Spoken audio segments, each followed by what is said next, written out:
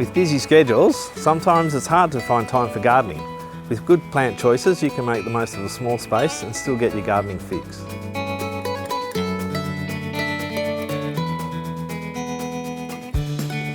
Gardening in small spaces means you have to get creative. We've used terraces here to get more plants in. We've used teapots as features, repurposing things like this old watering can, and we've used old paint tins and filled them full of plants as well.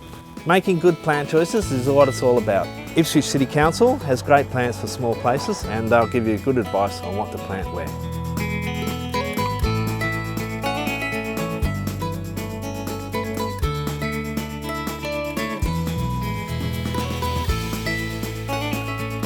There's endless options to bring greenery into a small space. Head to Ipswich City Council website to find out more.